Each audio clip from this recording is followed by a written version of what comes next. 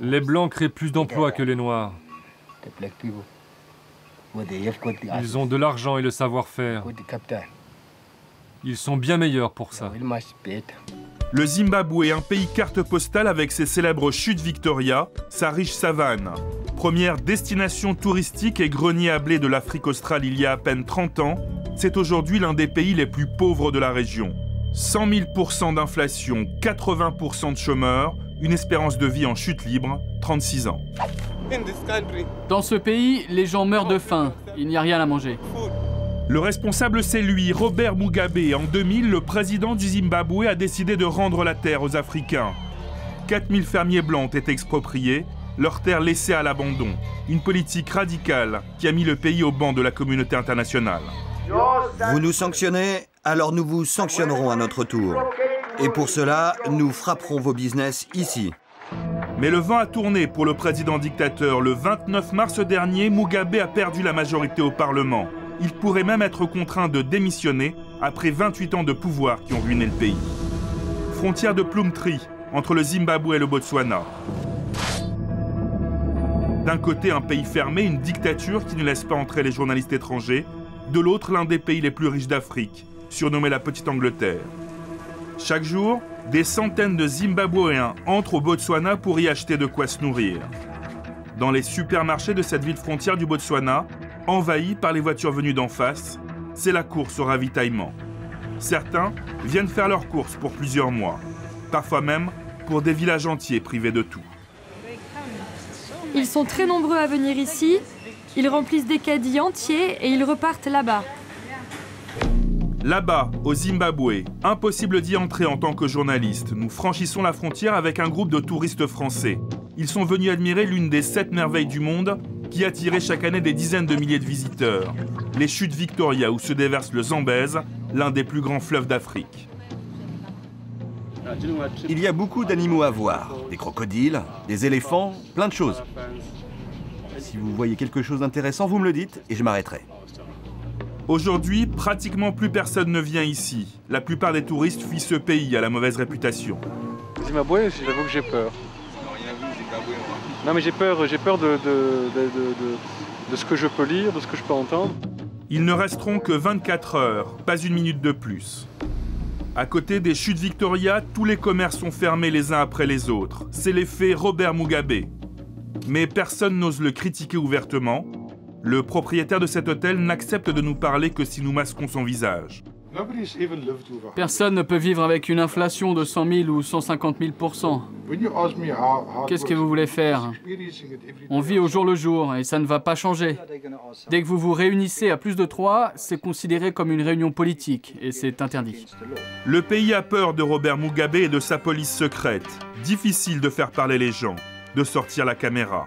Direction Nyamandlovu, à quelques centaines de kilomètres dans l'ouest du pays. Nous avons obtenu un rendez-vous avec un ancien fermier, Chris Jarrett. Lui n'a pas peur de nous parler, il a déjà fait de la prison, il a déjà tout perdu. Ils m'ont pris mon bétail, mes vêtements, ma voiture, tout. C'est l'un des fermiers expropriés pendant la réforme agraire de 2000. Voici l'ancienne ferme d'un de ses amis qui a perdu sa terre comme lui. Cette propriété produisait 700 têtes de bétail par an. Et maintenant, regardez, le toit est défoncé.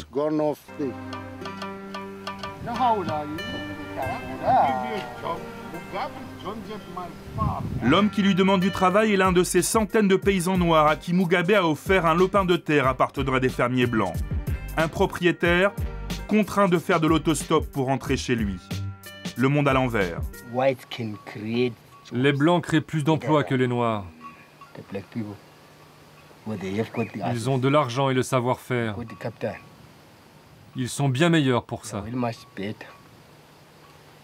Effectivement, sans aide ni argent, tout ici est laissé à l'abandon depuis longtemps. En 8 ans, la production agricole du Zimbabwe a chuté de 70%.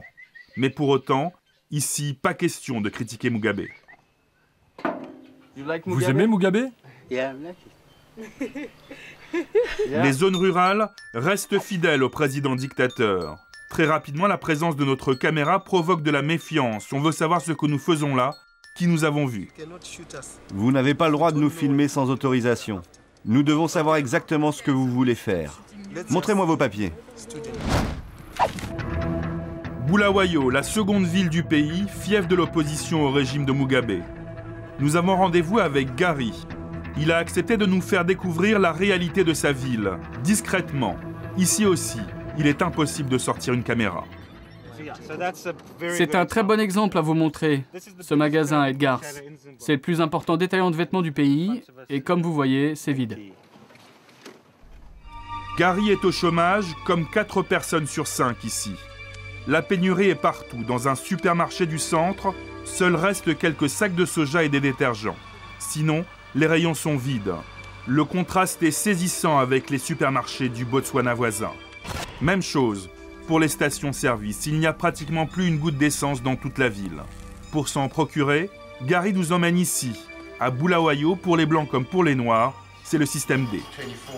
C'est 24 millions de dollars le litre. Avec ce que tu me donnes, t'en auras pour 6 ou 7 litres d'essence. 24 millions de $, les dollars du Zimbabwe, l'équivalent de 2 $ américains. Vendre de l'essence, un gagne-pain illégal et risqué. Mugabe ne plaisante pas avec ceux qui ne suivent pas ses règles. Poursuite de la visite. Le bâtiment avec le toit rouge, là, c'est un horrible commissariat de police. Je n'ai jamais eu le plaisir d'y entrer. On l'appelle le commissariat central. C'est l'un des lieux de torture de la ville. Le commissariat de Bulawayo, Dave Coltart en est un habitué. Ce député de l'opposition est en danger permanent. Le régime n'a jamais hésité à torturer ou à faire disparaître ses opposants. J'ai été mis en prison plusieurs fois. J'ai survécu à une tentative d'assassinat. La police a fouillé plusieurs fois ce bureau et on m'a même menacé de brûler ma maison.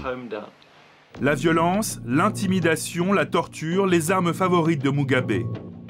Voilà à quoi ressemblait Morgan Tsvangirai, le chef de l'opposition, après avoir manifesté dans les rues de la capitale Harare il y a un an. Travail de routine des sbires du dictateur.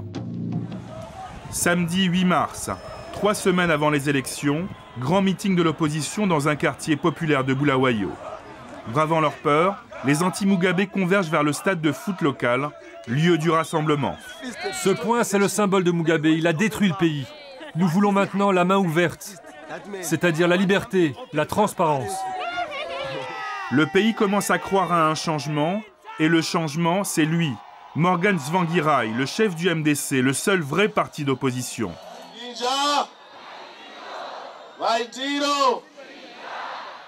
Ils sont 12 000 à être venus écouter leur champion. Vous êtes en colère? Vous souffrez?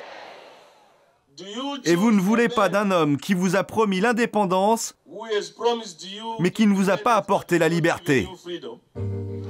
Mais Morgan Tsvangirai n'est pas encore président. Robert Mugabe s'accroche au pouvoir avec toujours le même épouvantail. Il vient de lâcher ses partisans sur les rares fermes encore possédées par les Blancs, exactement comme il y a 8 ans.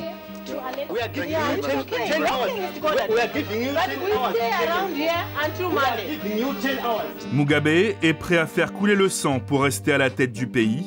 À 84 ans, il sait qu'il livre son dernier combat.